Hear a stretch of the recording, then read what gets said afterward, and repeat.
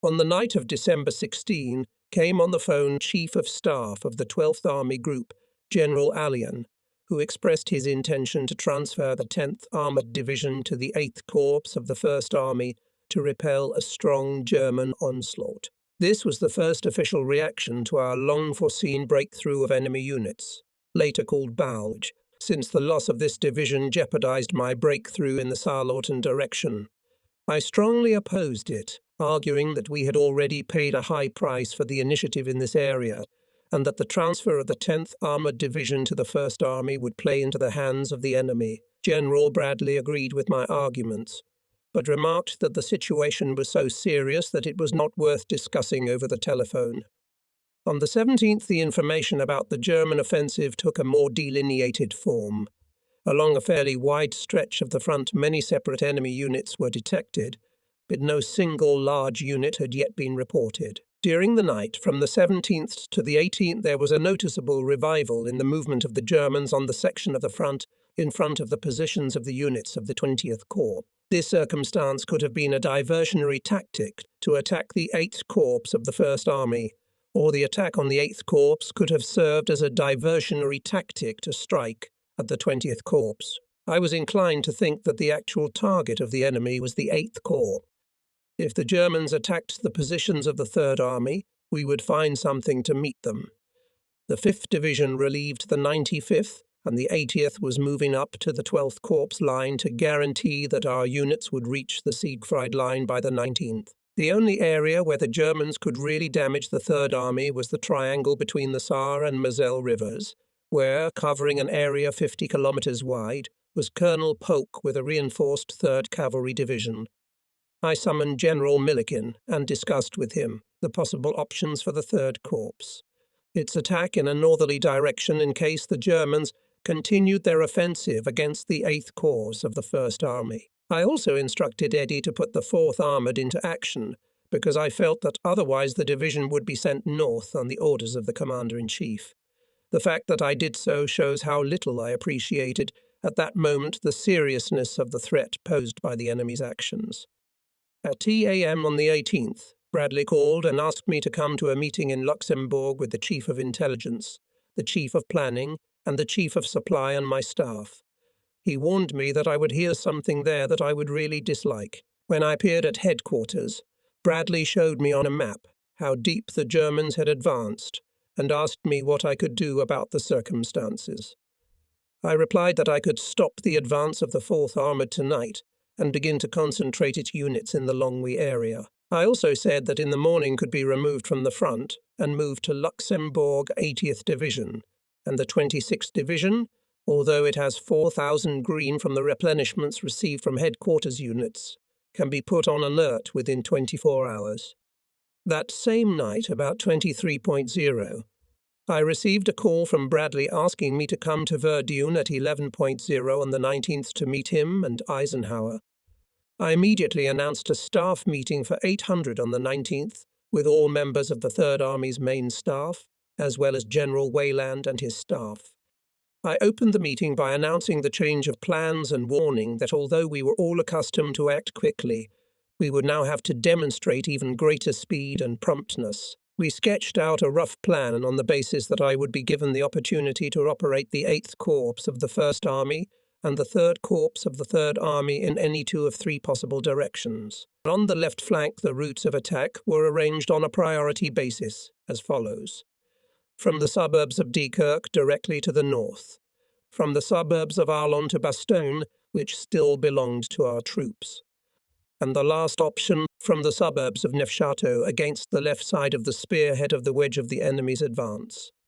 Since it was assumed that Codman and I would fly to Verdun at 9:15. Between 8.0 and 9.0 we held a staff meeting, where we worked out three options for our next steps. We also agreed on a conditional signal. This signal I was to make by calling Gay, so that he and the others to understand in which two of the three possible directions should develop our counteroffensive. Everything is extremely simple, so people who think that war is a very complicated thing are mistaken. In Verdun we landed at 10:45. Present at the meeting were Eisenhower, Bradley Devers, Air Marshal Tedder, and a large number of other staff officers. Chief of Intelligence Headquarters of the Allied Expeditionary Force. General Strong outlined the situation. The situation did not give cause for optimism. Eisenhower expressed his intention to invite me to Luxembourg to lead the counterattack and asked when I could start. I replied that on the afternoon of December 19, he wished me to attack decisively with a force of at least 6 divisions. I stated that I could strike back at the enemy with the forces of 3 divisions, namely the 4th Armoured Division and the 26th and 80th Infantry Divisions, and I would do so no later than the 22nd. In the event that I have to wait for the collection of large forces, we will lose the effect of surprise. My intention to counterattack on the 22nd caused excitement. Judging by the exclamations, some people thought I was stalling, trying to produce an external effect, while others approved of my decision. In reality, I was figuring out what units I would need to accomplish the tasks of the entire operation. 8th Corps H, plus the 101st Parachute and Airborne A, 28th Infantry Division, and part of the 9th Armoured Division, 3rd Corps, with the 26th and 80th Infantry Divisions, as well as the 4th Armoured Division. 12th Corps, with the 5th and 4th Infantry Divisions, and the 10th Armoured Division, and 20th Corps, with the 90th and 95th Infantry Divisions, and the 6th Armoured Division, the 87th Infantry Division, and the infantry regiments of the 42nd Division, which were then in our possession, were withdrawing to the 7th Army.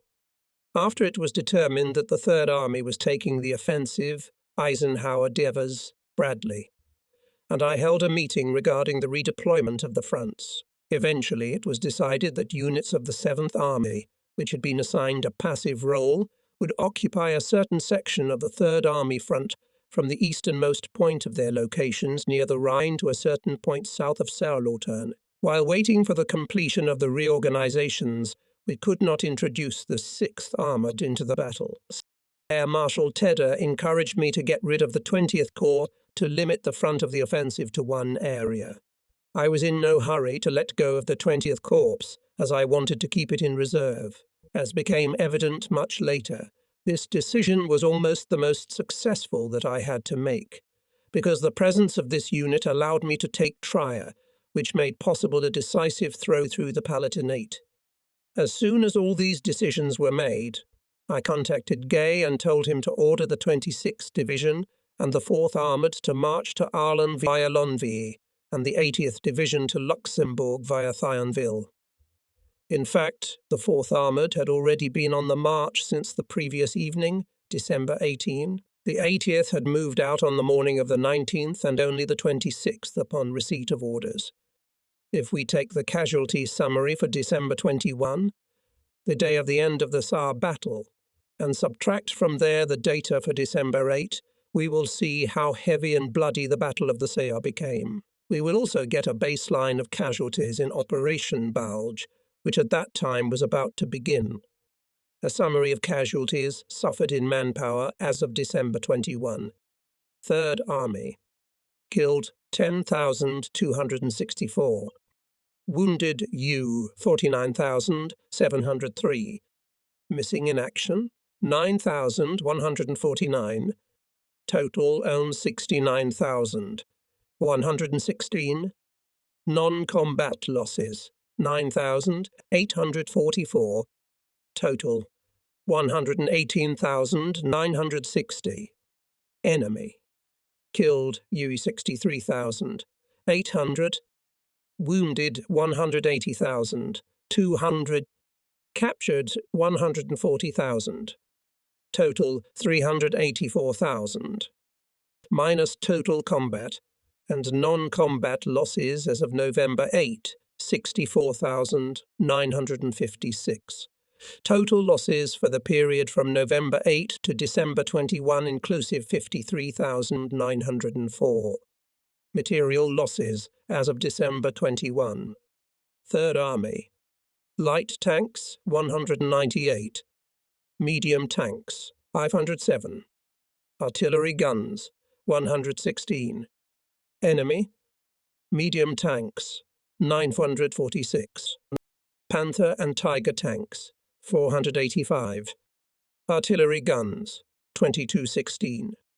I spent the night of the 19th at the 20th Corps location at Thionville, called from there and ordered the 5th Division to be withdrawn from the front line, and then drove to Luxembourg. The next morning I arrived at Bradley's headquarters in Luxembourg and learned that he had, without telling me, moved the 4th Armoured Division's B Assault Brigade from Arlon to positions southwest of Bastone, and had also stopped the 80th Division's advance in Luxembourg. Since the brigade was doing nothing where Bradley had taken it, I returned it to Arlon and ordered the 80th Division commander to continue advancing toward Mersch. While Bradley and I were discussing the prospects for joint action by the 1st and 3rd Armies, Eisenhower called and informed Bradley that, because of poor telephone communication between Bradley and units of the 1st and 9th United States Armies, operational command of both of these armies was being transferred to Montgomery. In fact, the pretext had no basis in fact, and it seemed to me that Bradley is trying to be taken to the reserve route, either due to loss of confidence in him, or because Eisenhower saw no other way to keep Montgomery from regrouping. Speaking of Montgomery's slowness, I am reminded of something Sergeant Meeks said back when we were just starting out and Montgomery was heroically stomping around Caen as we drove the ball to the goal. Then Meeks remarked, "Gee, General, if General Montgomery doesn't move, his boys are going to grow into the grass and make their own escapes." In any case, General Bradley accepted the message, which in effect meant his demotion with the courage befitting a true soldier. Throughout the ensuing campaign, he never once attempted to interfere with the Third Army, although he might have, since it was now virtually the only unit left under his command. On the other hand, I always kept him informed of my own plans and discussed my plans with him and with his staff, which only benefited me. From Luxembourg I went to Arlon, where I saw Middleton, Millikin, Gaffey, and Paul, learning from Middleton a first-hand picture of what was going on. The 8th Corps fought well, but the trouble was that there was almost nothing left of it, unless you counted the 101st Airborne Division in Bastone, and it could not pose a serious threat to the enemy. Also in Bastone was one assault brigade of the 9th Armoured Division, and one of the 10th Armoured Division, as well as the 705th Anti-Tank Division, some artillery with calculations from coloured boys and intendant units, also from among the coloureds. Unlike some of the coloured soldiers and officers of the artillery, the coloured men of the intendant units were armed with rifles and fought well. After meeting with Middleton and others, I paid a visit to the headquarters of the 9th and 10th Armoured Divisions and the 4th and 80th Infantry Divisions. I directed General Morris, commanding the 10th Armoured Division, to take under his direct command the 2 available assault brigades of his division and 1 assault brigade of the 9th Armoured stationed next door, as well as the 4th Infantry Division, until General Eddy's 12th Corps could approach from the south. I told General Leonard, commanding the 9th Armoured Division, to move his headquarters so as to join the 8th Corps and take command of 2 assault brigades of the 9th Armoured Division and 1 of the 10th at Bastone. In my opinion, it should not have been necessary to separate the 10th and 9th Armoured Divisions, but the situation at the time demanded it. I had to literally stay on the phone to arrange for the arrival of self-propelled vehicles and divisional tank battalions, for the deployment of field hospitals, to ensure the supply of ammunition and engineering equipment for pontoon bridges, etc., etc. I then ordered the commanders of the 2 armoured divisions and the 4th Infantry Division to shake up their anti-tank divisions and transfer some men to rifle units, since all 3 of the above divisions were desperately short of men. At the end of that endless, exhausting day, my driver, Sergeant Meeks, said to me, "General, the government is spending a lot of money to maintain this entire general staff. The 2 of us can handle the Third Army much better." In reality, the Third Army owed such a remarkable march toward the enemy primarily to its staff, especially Generals Gay and Muller, as well as Colonel Nixon and the Intendant of the Third Army, Colonel A. Bush. Anyone who wants to know how to run an army should study this campaign in great detail by reading the report of operation of the Third Army. As the sun set on December 20, The layout was as follows. Middleton's 8th Corps, attached to the 3rd Army, was on the left flank and consisted of the 101st Airborne with additional units. The 28th Infantry Division, cut in strength by nearly 2 regiments, the 9th Armoured Division, and appropriate Corps artillery units. Milliken's 3rd Corps included the 26th and 80th Infantry Divisions and the 4th Armoured Division. Eddy's 12th Corps, then in Luxembourg, included the 4th Infantry Division, the 5th Infantry Division, and the 10th Armoured Division, relegated at this stage to Morris's command pending Eddy's arrival. Walker's 20th Corps included the 90th, 95th, and 6th Armoured Divisions. Meanwhile, the 6th Armoured could not leave its location near Sargemen until it was replaced at this point by 7th Army units. The 35th Division was on the march to Metz, where it was to receive replenishments, after which it was to join the 12th or 8th Corps, as the case might be.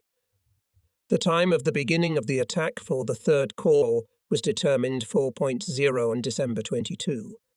On the 21st, I received several calls from various superiors, concerned about whether I was really ready to launch a counteroffensive with only 3 divisions. I still insisted that it is preferable to attack at once, albeit a small force, than to wait until they double, but lose the effect of surprise. At that moment, I had no doubt that on the 23rd, the deadline of the 24th, I would raise General Eddy's corps, which would enter the operation with the 5th Infantry, 10th Armoured Division, and possibly the 4th Infantry Division, although the latter was in dire need of replenishment and rest. Army could attack the enemy from the north in the flank on the 23rd if its command so desired.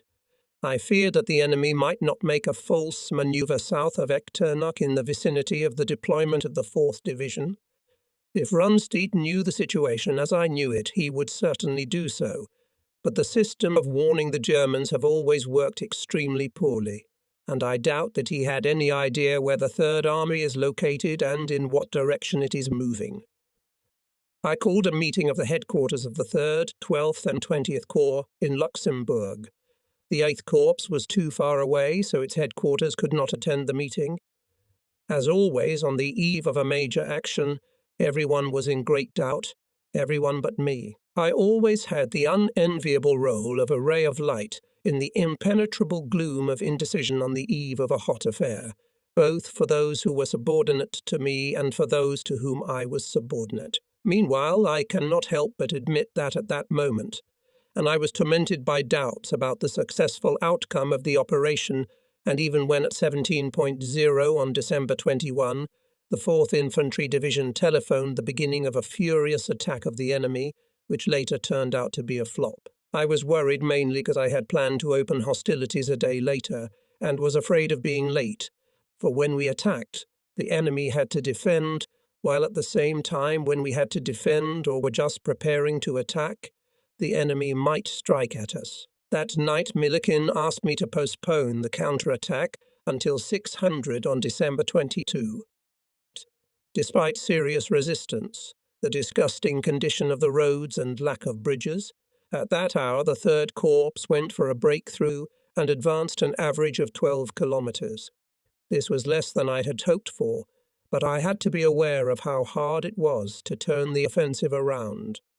Among other things, I felt that the enemy would not offer large-scale resistance for another 36 hours, by which time I hoped the deployment of the operation would be fully realized. At noon, the 10th Infantry Regiment of the 5th Infantry Division made a praiseworthy march of 120 kilometers from Sayerlorte in the direction of Echternach. As a result of the promptness displayed, the regiment struck and destroyed 2 German battalions already ready to attack the 4th Infantry Division. At Arlon, I spoke with an officer and 8 sergeants and privates who had been caught in Wiltz by the enemy's breakthrough and were able to get out of there on December 19. They were marching through the southern parts of enemy-occupied territory and saw only 7 Germans. This report awakened in me the belief that in reality the density of German units was less than sources had reported. Owing to weather conditions in England, we were unable to resupply everything needed by the garrison at Bastone by airlifting supplies on the 22nd. but we did our best to make the delivery of equipment on the night of December 22-23. By this time it was obvious that the 12th Corps could not advance north of the Sur River until we had pushed the Germans to its eastern bank and replaced the extremely battle-weary 4th Infantry Division, which already lacked 1,600 men. As it was supposed to replace, it was to replace the 90th Division. 6th Armoured Division of the 20th Corps was to join the 12th Corps, and the 4th Infantry and 10th Armoured Division to enter the 20th Corps. There was a possibility of releasing the 11th Armoured Division, which was considered to be in reserve at the headquarters of the Commander-in-Chief of the Allied Expeditionary Force in Reims. The number of artillery to support the Third Army offensive was impressive. 88 batteries, or in other words, 1056 guns of 105 M caliber or more. On the 22nd, the 101st Airborne Division at Bastone repelled a furious enemy attack. This was perhaps the first real reaction of the enemy to our actions. From interrogations of prisoners, we learned that the Germans were going to advance westward beyond Arlon and then, turning southward, to strike the city of Luxembourg from the west. Since this danger still existed, it was necessary to immediately think about the left flank of the army. The 12th Corps, with the 5th and part of the 4th Infantry Divisions, conducted a limited offensive action to push the Germans to the east bank of the Sur River, while the 20th Corps conducted another limited offensive action in the direction of Saarburg, but already as a diversionary maneuver. The weather improved, and 7 squadrons of our bombers conducted a successful bombing raid on enemy positions. Several aircraft from the 9th Air Corps destroyed bridges in the vicinity of Saarburg. On the other hand, to prevent the enemy breakthrough to Bastone, it was necessary to move the Assault Brigade B 4th Armoured Division from the right to the left flank of the 3rd Corps. The transfer of the above unit created a huge gap between the positions of the 26th Infantry Division and the 4th Armoured Division, which was filled by Colonel E. May. Its 6th Cavalry Division, the advance that day proved to be negligible, 3.5 to 8 kilometers. The events of the next day inspired little optimism. Almost all along the front, the enemy fiercely counterattacked. As a result of one such counterattack, Assault Brigade B 4th Armoured Division had to withdraw for several kilometers, losing a considerable number of tanks. In this, as I believe, was my fault, as I told the commander to storm the enemy positions and day and night. Such tactics are good on the first day of the operation, maybe on the second, but then people get tired. Moreover, if the night is dark, there is no moon and the battlefield is poorly visible. The effectiveness of such attacks is doubtful. I remember being struck by the discovery that it took me so long to realize so many things that I thought I should have known earlier. The 101st Airborne Division at Bastone had received ammunition and supplies by air and had survived the day without enemy attack, probably because the enemy feared the action of our attacking aircraft. Advancing from Dekirch to Echternach with the aim of gaining a foothold on a bridgehead along the bank of the Sur River, the 12th Corps nearly reached its objective everywhere except the suburbs of Echternach. Prisoners captured during the action assured us that they had not received a full ration of food for 3 to 5 days. We also made radio intercepts of communications from the German 5th Parachute Division fighting with units of the 26th Infantry Division. The message stated that they were stretched to the limit and would not be able to hold out without reinforcements, Panzerfaust and ammunition resupply. Nothing was happening on the 20 Corps controlled section of the front. Casualties, as of December 22, amounted to: Third Army, killed 10,000, 432, wounded 50,824, missing in action 10,806, total 72,082, non-combat losses 50,241, total 122,323, enemy killed 66,800, wounded 186,200, captured 140,200, total 393,200. Firm material losses as of December 22. Third, light tanks, 198. Medium tanks, 507. Artillery guns, 116. Enemy. Medium tanks, 946. Panther and Tiger tanks, E-485. Artillery guns, 2216. At that time I had little doubt that the purpose of the attack, designed by the German General Staff, was to seize the initiative, but subsequent events have shown the fallacy of this view. Be that as it may, the enemy is out of schedule, and therefore I am more and more strengthened in the idea that we will be able to encircle and destroy it. Although we could not forget that in 1940, the Germans attacked in the same way as now, and then turned southwest and, passing through Saarbrücken and Thionville, hit Metz. Now they could repeat the same maneuver. We had no idea what the intentions of the Germans were, and having no idea exactly what their capabilities were, we doubtless overestimated them. Although I was probably the least wrong on this point. Christmas was greeted under clear skies and with frost-perfect weather for killing Germans, though the days such a holiday might be just the opposite, not at all suitable. I went to the front line early in the morning to have time to visit all divisions, and visited 2 assault brigades of the 4th Armoured, the 26th, 80th and 5th Divisions, as well as parts of the 4th Infantry and 10th Armoured Divisions. Great credit goes to the Intendant Corps for providing all the soldiers with turkey for Christmas. Those on the front lines got turkey sandwiches and everyone else got a hot turkey. I don't know of any army on earth, other than the U.S. Army, that takes such care of its personnel. The turkey had an encouraging effect on the boys, even beyond expectation. As we were passing through the 4th Armoured Brigade Assault Brigade locations, bombs were dropped on us and then strafed by 2 German planes. But their attack was not successful during the entire time of the war in France and Germany. This was the only time that I was exposed to air fire on the road. All in all, it was not a very good day. Although we continued the offensive, we had not yet been able to lift the siege of Bastone. Because of the weather, we were unable to airlift food and ammunition into the town. The only joy was the success of the 5th Infantry Division, which was able to pin the enemy to the Sewer River along its entire front, as well as inflict considerable damage to the Germans trying to flee to the other side. Orders were given. The 6th Armoured to replace the 10th Armoured in the area north of Luxembourg, and the 35th Division, which had been in Metz since the night of the 23rd, to join the 3rd Corps on the morning of the 26th, taking up positions between the 26th and 80th Divisions, after which the 80th Division was to join the 12th Corps. Late in the afternoon, we had a Christmas dinner in General Bradley's mess hall. After dinner, he and I had a long conversation. In the course of it, Bradley relayed to me a new statement from Montgomery, who said that the First Army would not be able to take offensive action for another 3 months, and that the only one who could attack was me. However, in his opinion, I have insufficient forces to do so.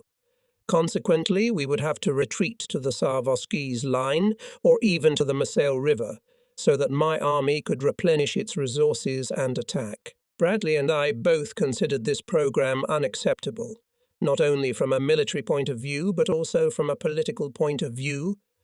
In general, from any point of view, from whatever you look at. After all, the withdrawal of our units would condemn to slavery or death all the French population of Alsace and Lorraine, which we had abandoned to their fate. On this subject, General Patton consulted with the men on his staff. Their reply is contained in the following letter. December 26, 1944. Memorandum. For the information of the Army Commander, it is our firm conviction that the Third Army should continue the offensive and destroy the enemy without any delay. Here are the grounds for such a recommendation. It has been established that all the German shock units are concentrated in the areas we have identified. As far as we know at present, other enemy units will be able to conduct only limited offensive actions, and unless tank units are transferred from other fronts, the striking power and speed of the enemy tanks will be insufficient to continue the offensive. At present, The Third Army includes 7 strong infantry divisions and 3 armoured divisions. In addition, these forces are capable of supporting 108 artillery batteries with gunfire. In addition, there are 4 divisions available to the 3rd Army A and commands of the 17th and 11th Armoured Divisions. To these forces may later be added the 28th Infantry and 9th Armoured, and plus the 101st Airborne. All the relevant services of the Third Army are exceptionally well positioned to enable the Army to continue to conduct offensive operations. The operation of our depots and arsenals is improving day by day. The railroad network in the region is functioning properly. The supply of ammunition and other supplies to the units is well established, as all necessary arrangements have been made for the supply of fuel, ammunition, food and ammunition to the advancing units. With the assistance of the General Directorate of Supply, the advance of the Army is possible and will continue. The communications networks are now fine-tuned and functioning properly. Allied units could move to positions north of the Mars River, using this water obstacle as a natural boundary. The Third Army could block the southern flank of the enemy's wedge of advance with the aforementioned units. It is proposed to move the units currently stationed on the Mars River in the Third Army's area of responsibility to the Semoise River, creating there a reliable barrier against the enemy.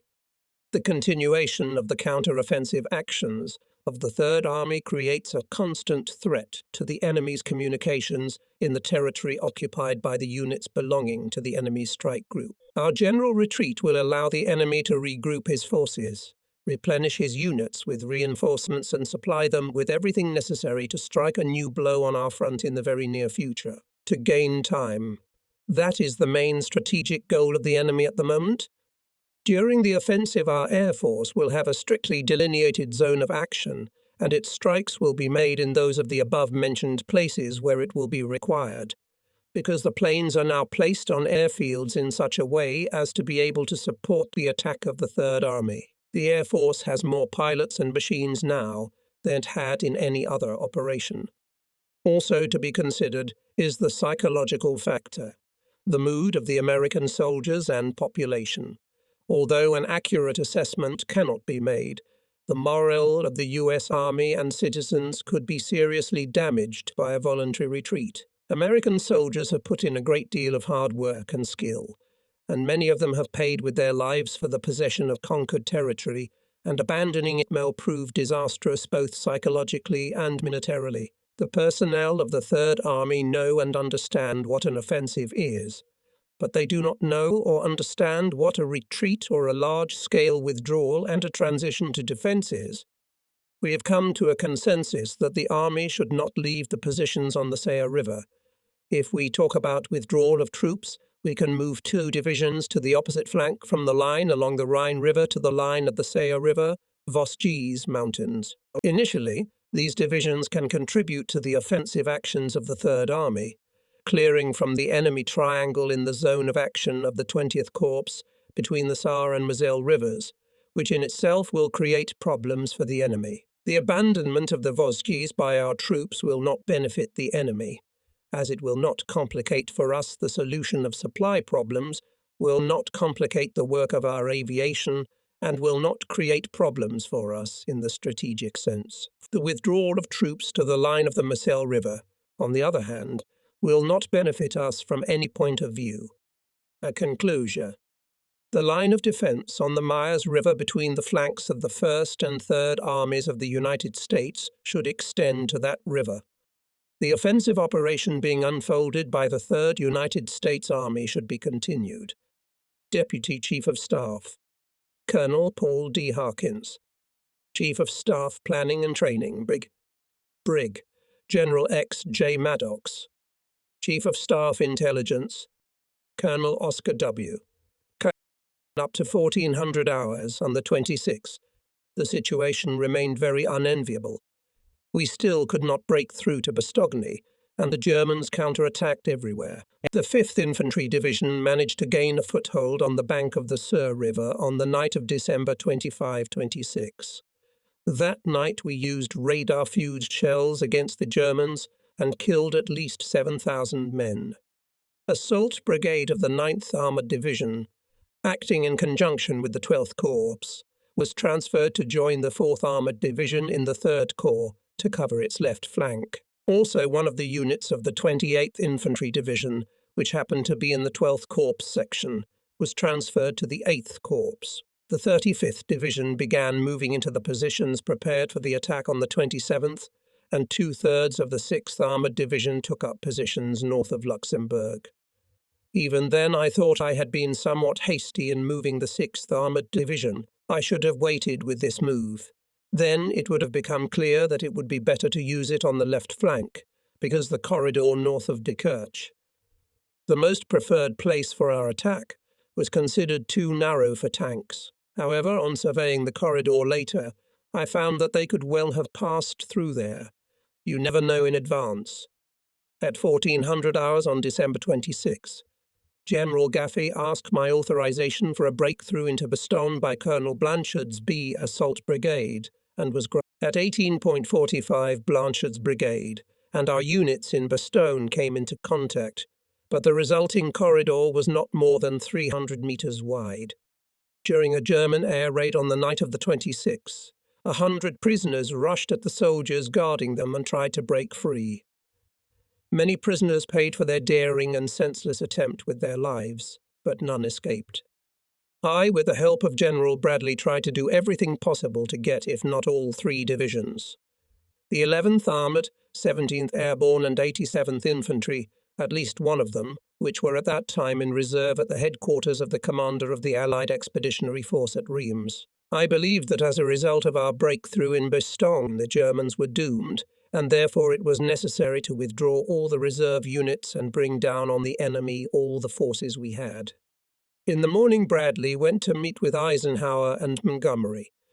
Bradley and I had high hopes that Eisenhower would appoint him to command the 1st and 9th Armies, as we felt that Montgomery would never advance. I also asked Bradley to come forward with a proposal to move the 11th Armoured and 17th Airborne from Reims to positions along the Semoy River, where these divisions would perform 2 tasks at one: cover the left flank of the 3rd Army and serve as a screen for all American units on the front line running along the Meuse River.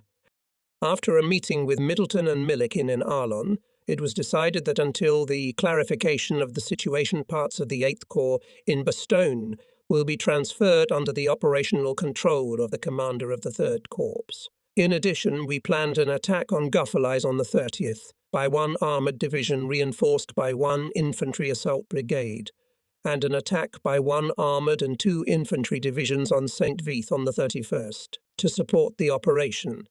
The 8th Corps command was to regain control of the 101st Airborne and its attached forces to cover the left flank of the offensive. All this time I was convinced that the transfer of 3 more divisions to me would contribute to the extremely rapid completion of the operation.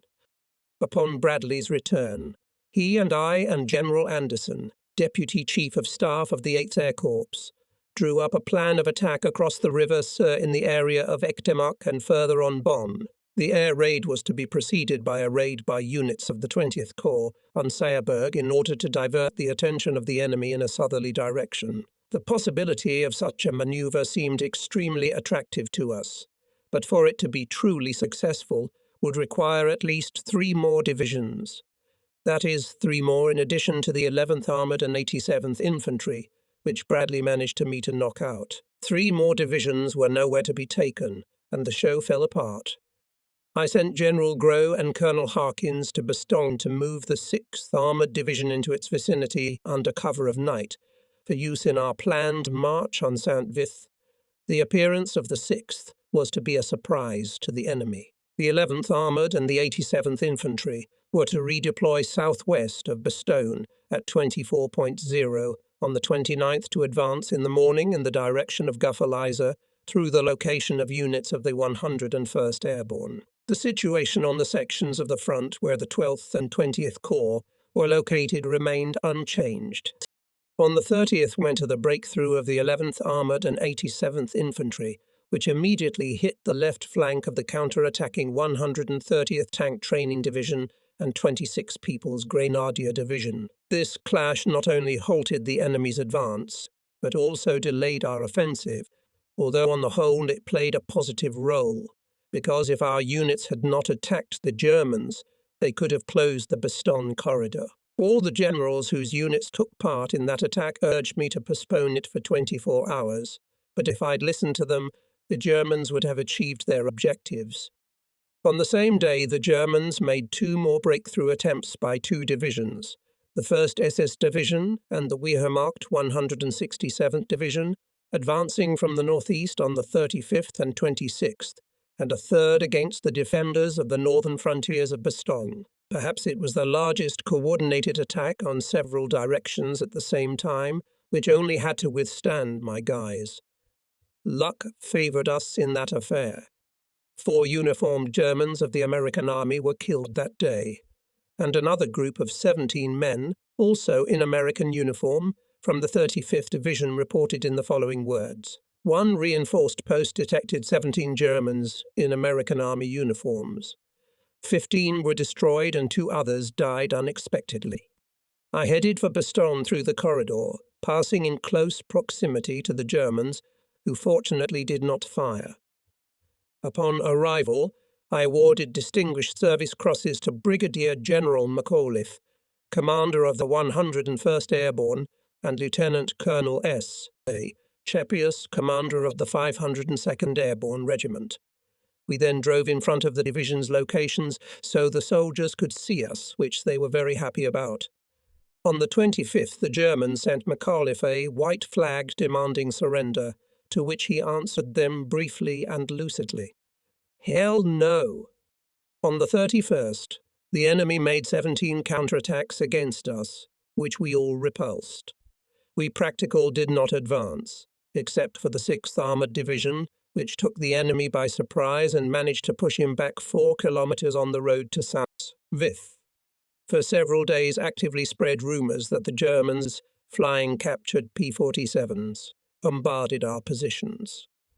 Of course, we could not help but understand the danger that such rumors could contain. Generals Spaatz, Doolittle and Vandenberg arrived to discuss the problem, and we jointly decided that on the first no P-47s would take to the air in the area of the 12th and 20th Corps, so that if planes of that model were seen in that area, they were definitely enemy machines. We also succeeded in getting the 17th Airborne sent to the 3rd Army, in return for which we gave the 28th Infantry Division.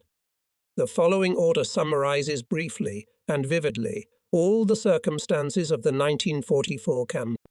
Order number 1 dated January 1, 1945. To the personal contractors of the 3rd Army and our mates of the 19th Tactical Air Brigade. The Avranches corridor Brest, then the whole of France from its easternmost to its westernmost borders. The Saarland then raids into Germany and now Bastone.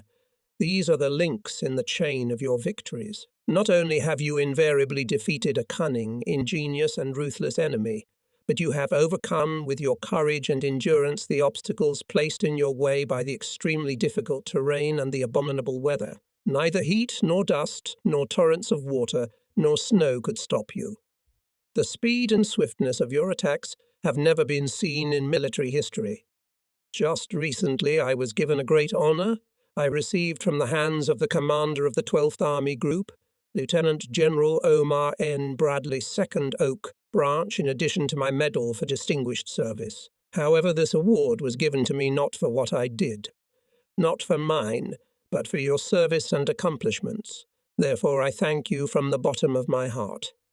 What are my New Year wishes for you? I wish, and I am sure you will fulfill this wish, that you, with the help of the Almighty Lord God, inspired by faith in our President and Commander-in-Chief, continue your victorious march to overthrow tyranny and punish evil, to avenge your fallen comrades and bring peace to the war-torn world. I conclude by quoting the words spoken at Chapultepec by General Scott. For better words, however hard I may try, I cannot find for you. Brave men, veterans, you have been baptized with fire and blood, and now you are harder than steel. Commander, 3rd United States Army, Lieutenant General J.S. Patton, Jr. Beginning on the 1st, the Germans used some weapon never seen before to shell the city of Luxembourg. At first we thought it was a rocket or a long-range rocket projectile, and we tried to figure out how a gun that fired such things functioned until recently we finally captured it. The rocket was about 2 meters long and 10 centimeters in diameter, but it had a 15-centimeter thickening at the front and a tail spin in the rear conical part. The exploding gunpowder created a gas pressure, and the projectile raced down a long, internally smooth barrel 59.5 meters long, consisting of 25 sections, connected by bolted flanges. 2 short tubes containing additional gas pedals were attached to each fourth section at a 45-degree angle. When the projectile flew out of the muzzle, the thickening fell off, and it continued to fly straight at the expense of the tailplane. The range was probably 50 to 55 kilometers. The charge carried by such a missile was very small in power, but unfortunately one hit on the hotel where the Third Army had its headquarters killed Captain John Clementi, who was coming out of it. Our advance on the first day of the new year could not be called particularly notable, except for the successes of the 6th Armoured Division. All parts of the Third Army were where they were supposed to be, so that if they lost, it would be only because of the greater persistence of the enemy, and not because of the fact that I made a mistake in the deployment of troops. The 11th Armoured Division fought beautifully at the beginning of the game, but lost more tanks than they could have. I believed that this was due to underqualified actions of the division commander. Later, when he was replaced, the compound began to fight noticeably better. At exactly midnight on December 31, all the guns of the Third Army at once opened a rapid fire on enemy positions, congratulating the Germans on the advent of the new year. When the cannonade subsided, our forward observers reported hearing Germans shouting in the woods. On the 2nd, I learned the unpleasant details of the 11th Armoured's actions, including the fact that General Middleton had to personally intervene to restore order to the division. We were going to let the 17th Airborne go forward, holding back the tankers of the 11th, with the exception of 1 battalion. It, we assumed, would have to support the attack of the 17th Airborne, since it lacked tank units. One of the main disadvantages of parachute divisions is that after landing the soldiers have nothing but machine guns with them, no tanks, no proper artillery, and no vehicles. The 6th Armoured Division still fought well. The 7th Army's 15th Corps came under heavy attack on the right flank, but since all the units opposing the 15th Corps were familiar to us, we had driven them through the mud between the Moselle and Sayre rivers. I did not take them seriously. After much deliberation, the 7th Corps of the 1st Army finally launched an offensive in the direction of Guffalis with the 2nd and 3rd Armoured Divisions, as well as the 83rd and 84th Divisions. As I believed the Germans would not respond to this attack until several days later, I saw no reason to change 3rd Army's current disposition. I had a strong suspicion that on the night of January 2 to 3 the Germans would try to attack us, but as it turned out, I was wrong. On the 3rd, the 6th Armoured advanced by more than 3 kilometers, while the 87th Division on the left flank practically trampled in place. The 11th Armoured held off an enemy counterattack to the left of the centre of its orders. Owing to the bad condition of the roads and in view of the failure of the supply department to supply the 17th Airborne Division as promised, it was unable to launch an attack on the 3rd. It was ready to advance in conjunction with the 101st Airborne on the morning of the 4th. Much to our satisfaction, headquarters of the Commander-in-Chief of the Allied Expeditionary Force had issued a directive that the 1st Army would rejoin the 12th Army Group as soon as the 1st and 3rd Armies came into contact at Guffalis. Thus, the desire to reach the aforementioned locality as soon as possible became the main motivation to accelerate our advance in the coming days. At this time, Montgomery had the nerve to send to America his emissary, whose task was to sell the appointment of General Eisenhower Deputy, the commander of ground forces in Europe, motivated by the fact that the Supreme is swamped with work and does not have time to cope with it. In the role of such a deputy, Montgomery saw no other person sufficiently gifted by God with military talents except himself. On the 4th, the Germans kicked one place the 17th Airborne, which lost, according to reports, During the attack in one of the battalions, up to 40% of the personnel. Whoever and whenever reported such losses, it is clear that he knows nothing about military affairs. Even reports of 10% casualties are seldom confirmed. They can only be true if the troops have fled or abandoned their weapons. I found Miley, commander of the 17th Airborne, in Bastone. While I was there, the cannonade was going on from both sides. Enemy shells exploding in the air, spewing fire from the mouths of our guns, and in the thickening darkness over the snow-covered fields. It all seemed beautiful, though admittedly not very. On January 4, 1945, I made one important note in my diary before the date, a statement I had never made before, writing, "We still have a chance to lose this war." I have previously noted in these notes that Bradley did not interfere in any way with the Third Army's fighting.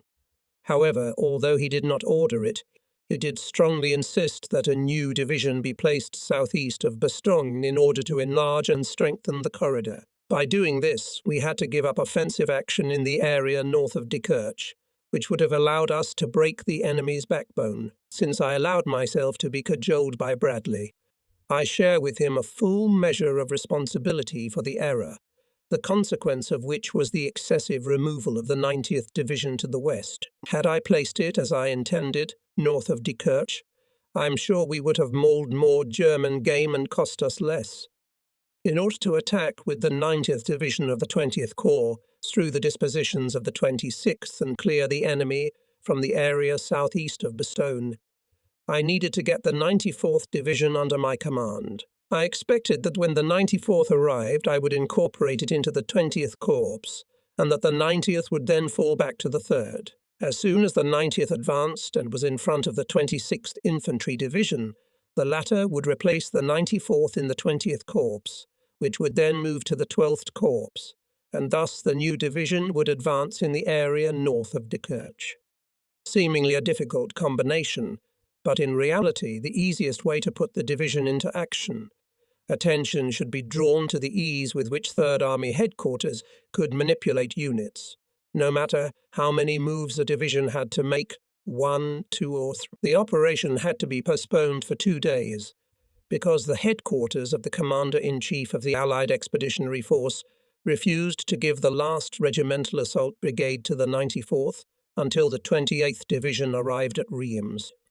On the 6th, I assembled General Milliken, commander of the 3rd Corps, and Van Fleet, commander of the 90th Division, at Army headquarters to draw up a detailed plan for the 90th's attack on the 26th section northwestward along the road south of Wiltz. One assault brigade of the 26th was to attack on both flanks of the 90th, while the 3rd Assault Brigade was to replace the 35th's right flank assault brigade and advance in a northerly direction. The assault brigade of the 35th, thus released, would support the 6th Armoured Division's advance southeastward to join with the 90th Division on the high ground. According to our calculations, the offensive was to be supported by 1,000 guns of caliber 105 mm and larger. About half of the guns would fire in the direction of the 90th's movement, and the other half would fire at right angles, which increased the area of fire and gave us additional advantages. I was very proud of this idea, as it belonged to me and no one else. Among other things, the right-angle guns could fire their salvos at the mountain range northeast of the Wiltz River. To confuse the Germans as to the movements of the 90th Division, we used a Signal Corps reconnaissance team, leaving it at the former command post of the 90th to conduct radio conversations, as if it was still the command post there. From documents captured later, we were able to conclude that the Germans had bought our trick. In bringing their guns into action, the 90th Division performed one very clever maneuver. When the artillerymen placed their guns in position and opened fire, an equally outnumbered compound of the 26th Division fell silent. Thus, we could have no doubt that the enemy was in complete confusion as to the arrival of new units in this sector. Naturally, the 26th Division held the front, so that none of the 90th could be captured.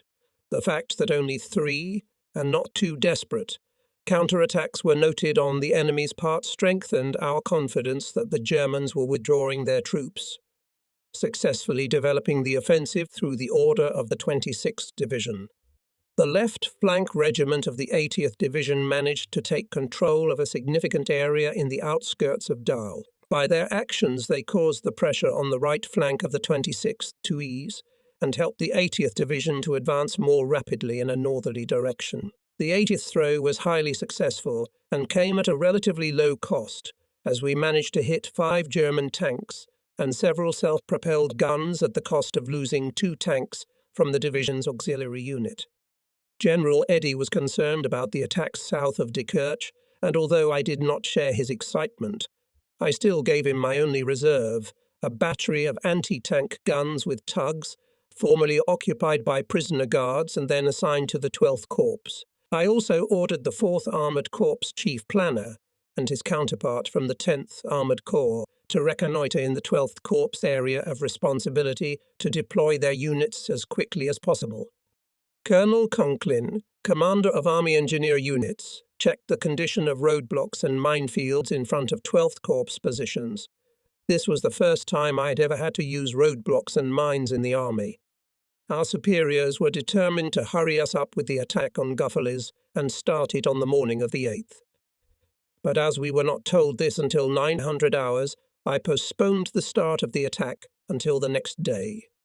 On my way to Arlon, where the headquarters of the 3rd Corps was located, and where I had gone to prepare the attack, I passed the column of the last assault brigade of the 90th Division moving out for the attack. The men had been travelling in trucks for several hours in temperatures below 6 degrees, and many of them were shivering.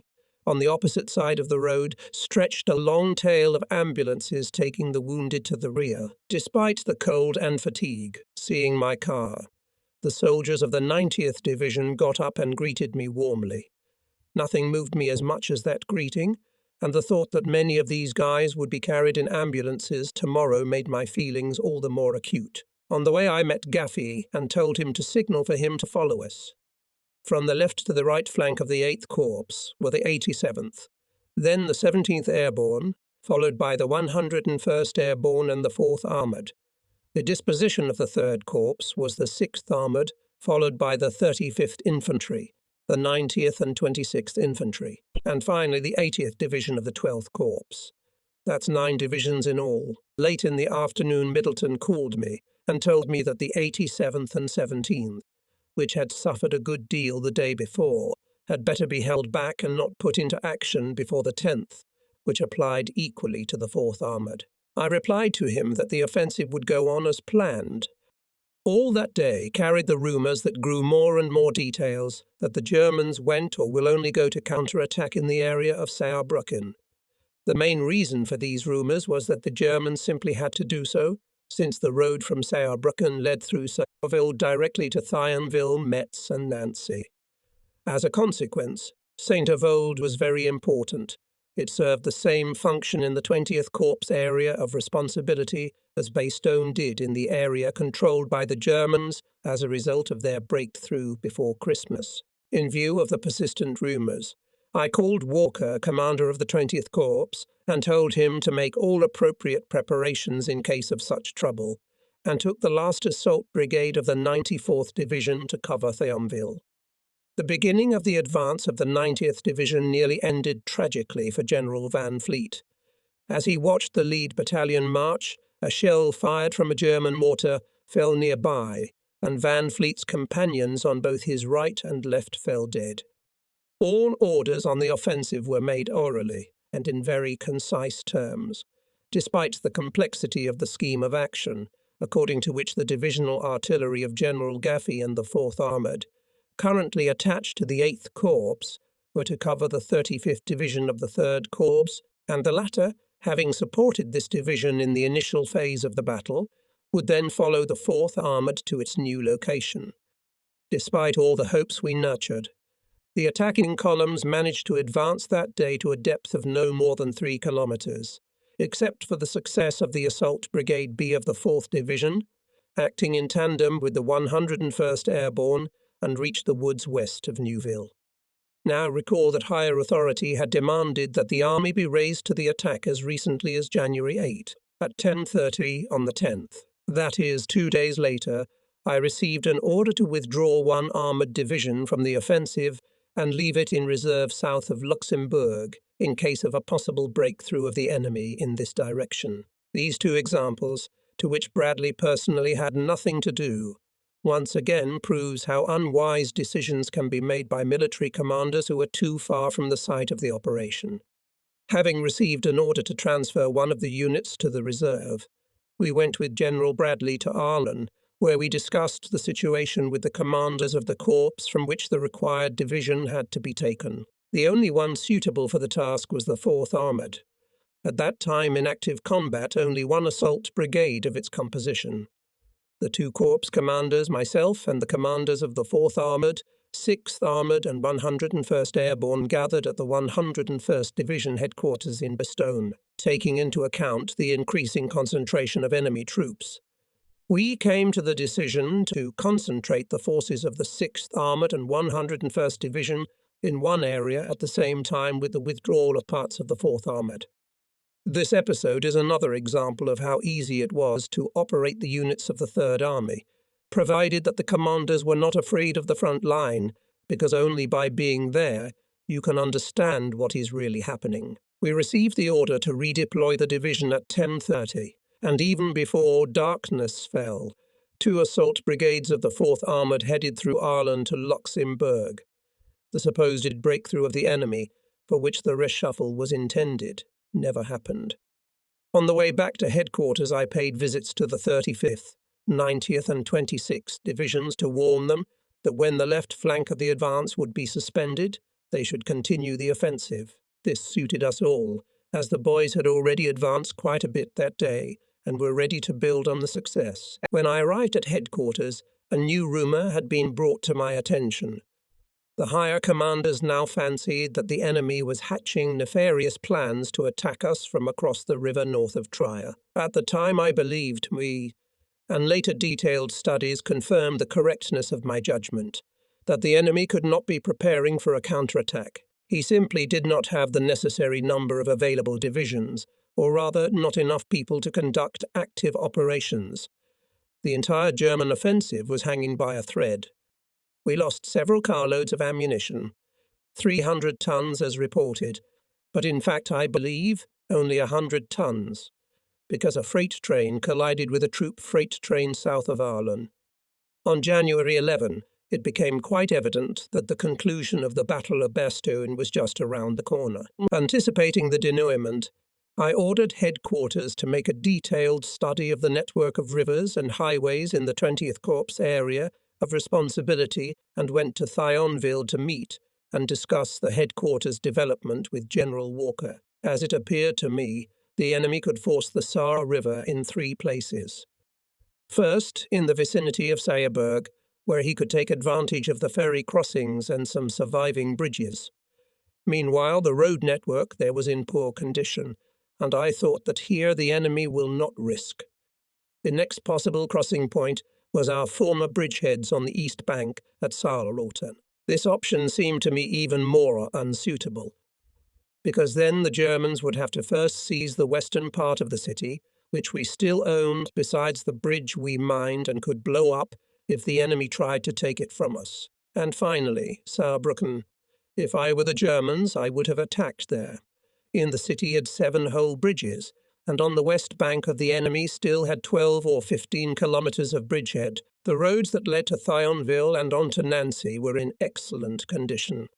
One way or another, the most critical point was St. Avold, and General Walker, well aware of this fact, took appropriate measures to protect it. He also ordered that the crossing of the river Nid River be prepared for blowing up, which was to disrupt the German advance.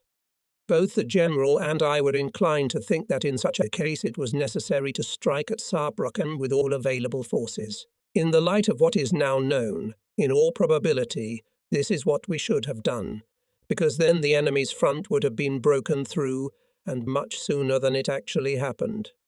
Because of the excitement and anxiety of the headquarters of the commander of the Allied Expeditionary Forces about the supposed German breakthrough, the positions in and near the 20th Corps area were strengthened. In addition to the 94th and 95th Divisions and the 10th Armoured Division, Then part of the 20th Corps, the 4th Armoured Division from the 3rd Army Reserve could be used, and the 8th and 9th Armoured Divisions were pulled up, one in the Pont-à-Mousson sector and the other in Metz. However, in all this, the last two divisions remained in reserve of the headquarters of the commander of the Allied Expeditionary Force. The decisive offensive of the 8th and 3rd Corps on Guffalis was scheduled for the 13th.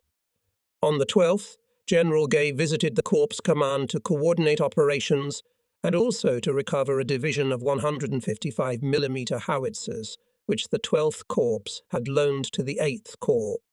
General Bradley initiated me into his plans for the future actions of the Army Group. The role of the main offensive force in the direction eastward past Cologne he assigned to the First Army, while the Third Army was to continue its onslaught on the enemy.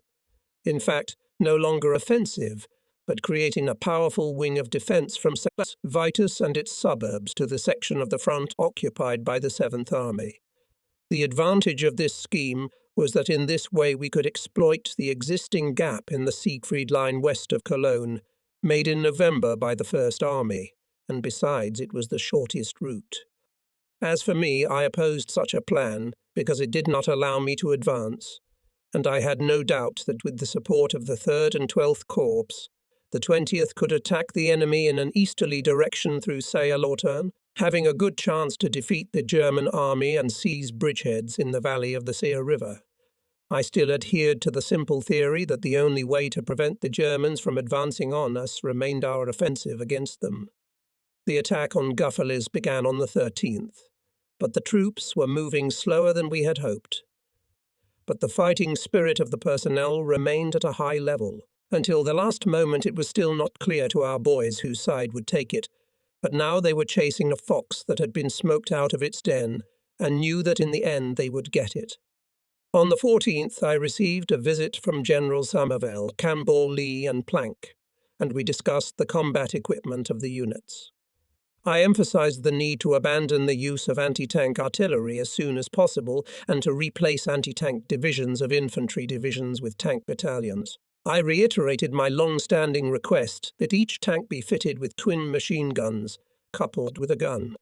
On the 15th, units of the 12th Corps received orders to advance north through Dekirch on January 18.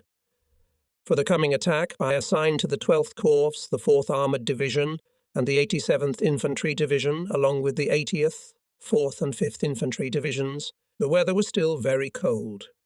I went to the troops advancing on Guffalis. At one place we came across a German machine gunner dead and petrified from the cold with a machine gun belt in his hands, sitting in the posture in which death had apparently caught him. In another place we saw some dark objects sticking out of the snow here and there. On closer examination it turned out to be the toes of the dead. Here is another peculiarity of rapid freezing of the dead in battle. They acquire the colour of claret, not a pleasant sight. At 9:5 on January 16, the 41st Cavalry Squadron of the 11th Armoured Division, which covered the left flank of our offensive on the left, came into contact with the 41st Motorized Infantry Regiment of the 2nd Armoured Division in Guffalis. This fact meant that Bradley was again the commander of the 12th Army Group. In the evening we received a directive to send the 10th Armoured Division to the 6th Army Group to help in the elimination of the so-called Colmar Bag.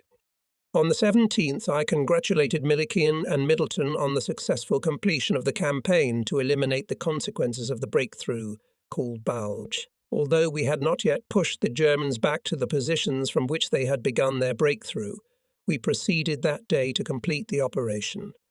I and General Hughes, who was with me, made visits to the 6th Armoured, 90th and 26th Infantry Divisions and addressed the personnel, telling the soldiers and officers that we understood how tired they were, but that no matter what, it was necessary to continue the battle. I awarded General Van Fleet and 2 of his officers the Distinguished Service Crosses. During this trip I happened to see a 120mm German mortar, which was being used as a cannon in an artillery company of the 90th Division, an excellent weapon. The 8th and 3rd Corps were ordered to continue the offensive on the Bastone-Saint-Vit line on the 21st. The 12th Corps rushed to a breakthrough across the Sur River at 3:30 on the morning of the 18th without artillery preparation and took the enemy by surprise. General Eddy and I visited the 4th and 5th Infantry Divisions.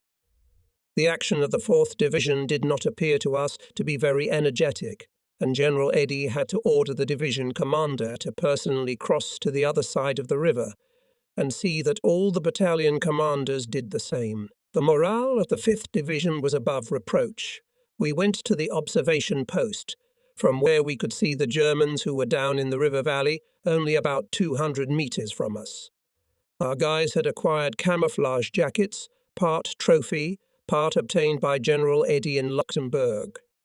We sent the 101st Parachute Division, an air defense unit and some anti-tank guns to the 6th Army Group. They were needed to continue the attack on the Komar Bag, which someone, we do not know yet, previously threatened to successfully complete the forces of only one division, but now asked for 5 additional units. Walker came on the line. He asked permission to conduct offensive operations in the Triangle Saar, Moselle by the 94th Division, and one assault brigade of the 8th Armoured Brigade, and received the green light. The postponement of the offensive of the 8th and 3rd Corps until the 21st could probably give us the opportunity to engage a few more units from the 12th Corps, covering in the battle of these two corps. Anyhow, the 12th Corps was fresher and closer. On January 19, the roads became almost impassable because of ice, so that neither the 101st nor the 76th Divisions could make a step. On the same day, the 94th Division faced units of the 11th Armoured Division.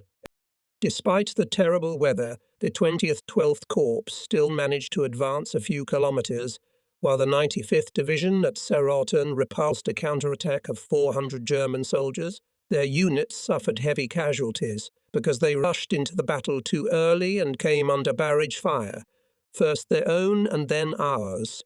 Only 40 men were captured. General Schmidt of the 76th sent word that one of the assault brigades of his division would reach the dispositions of the 8th Corps as early as this day.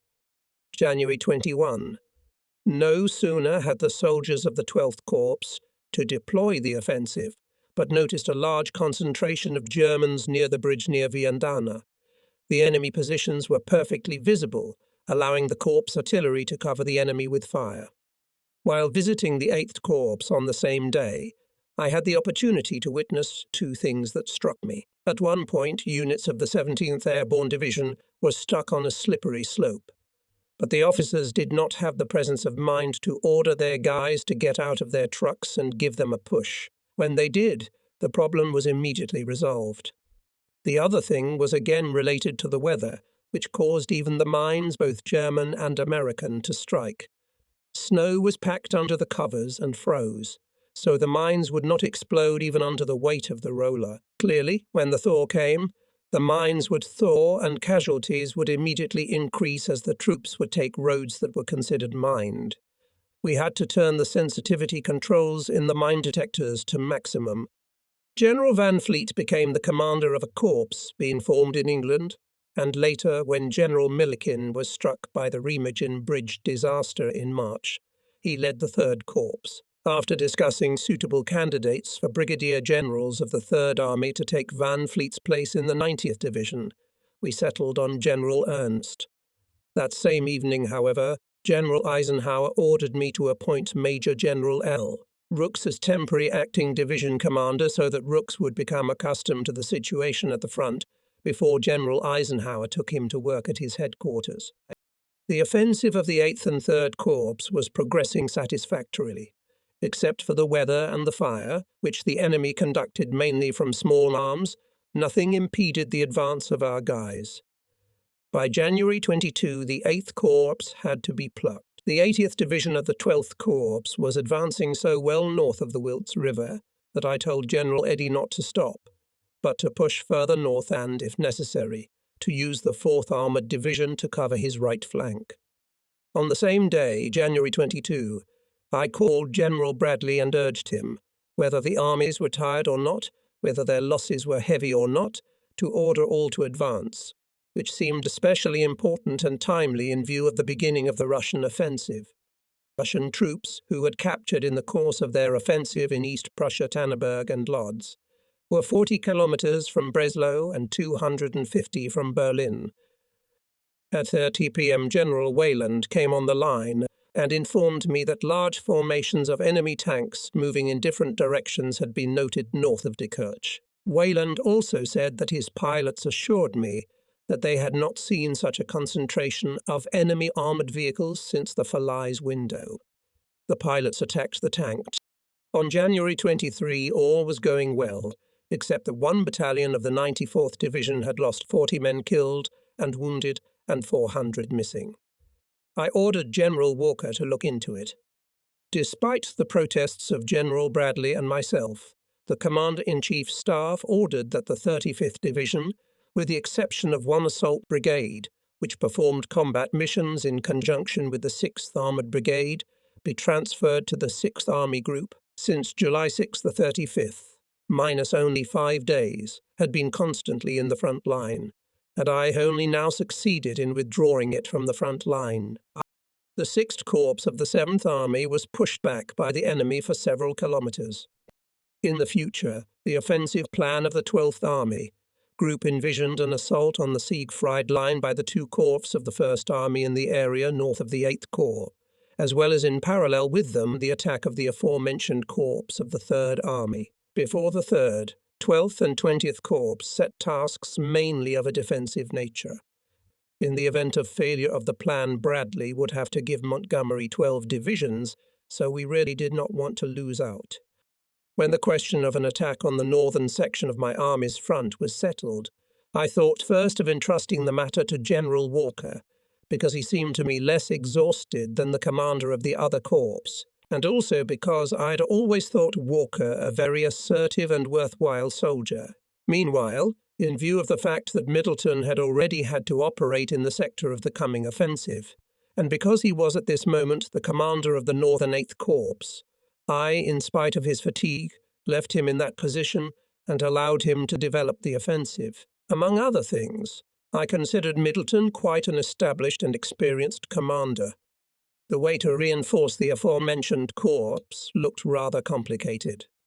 To accomplish this task, we had to replace in position the new 76th Division of the 8th Corps with the 87th Division of the 12th Corps, which would withdraw to Middleton.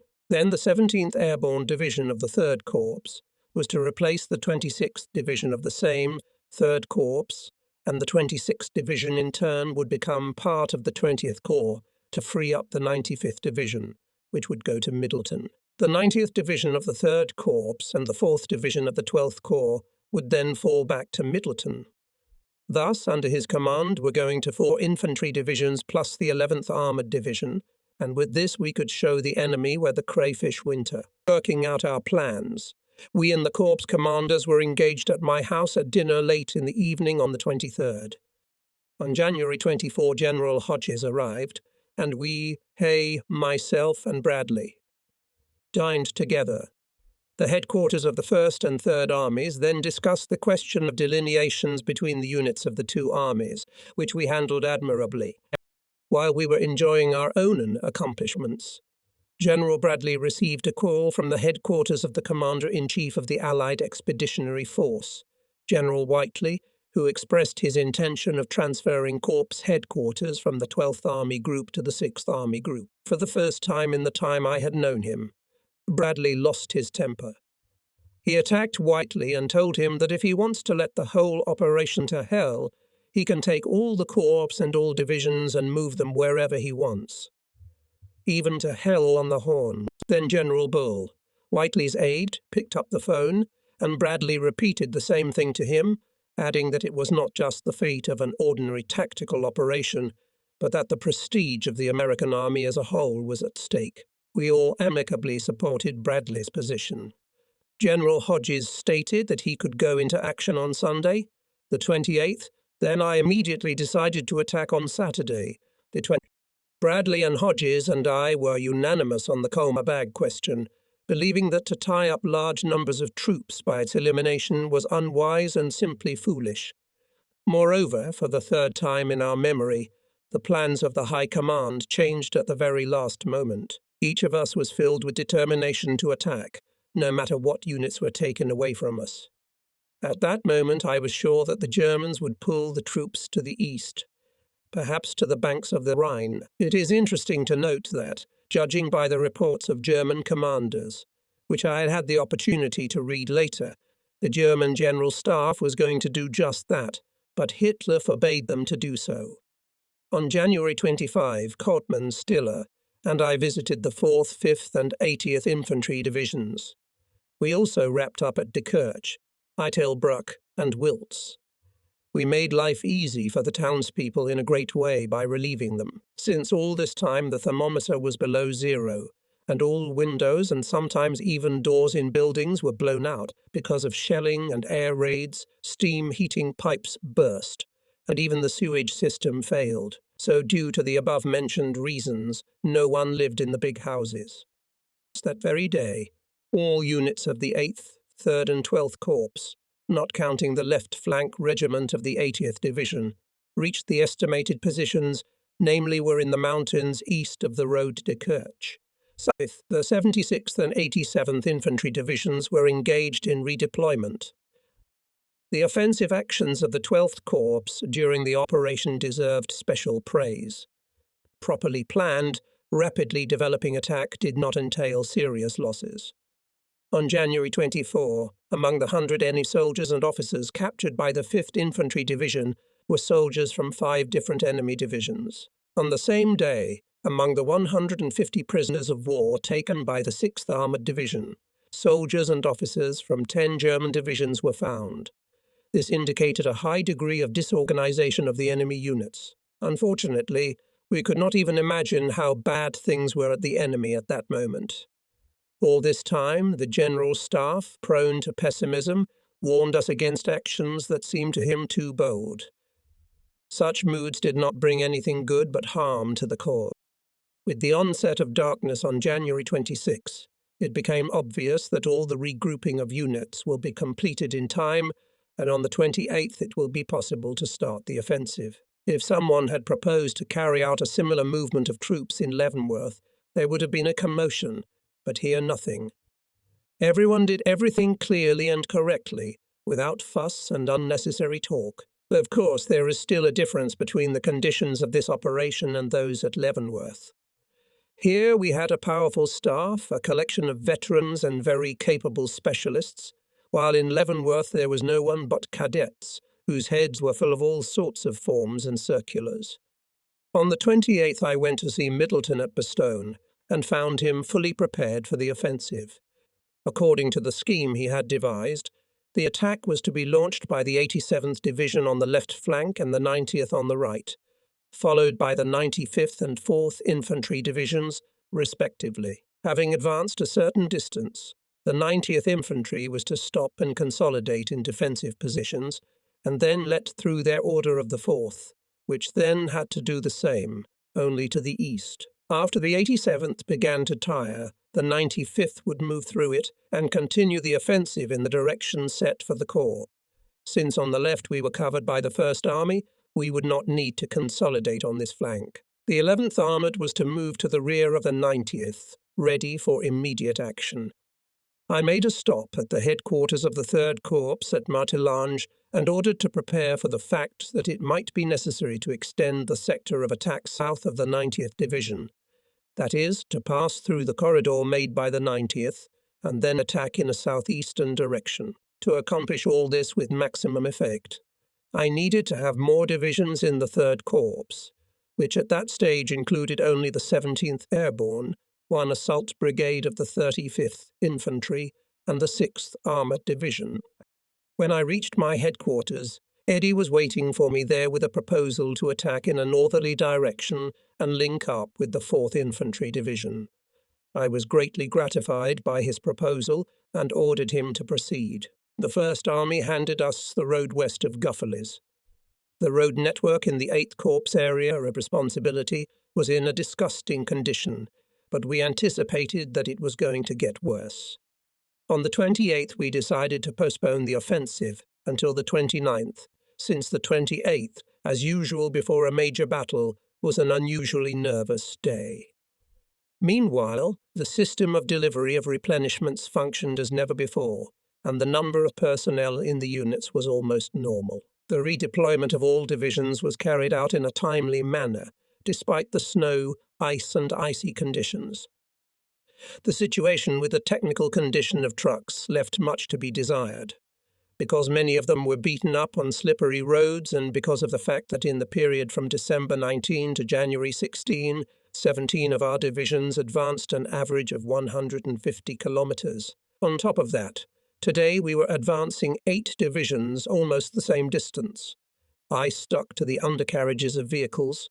The drivers were shivering from the cold, which, of course, created certain difficulties in the advance of the first echelon of the offensive. In addition, there were not enough people in the gun crews, and accordingly the artillery support left much to be desired.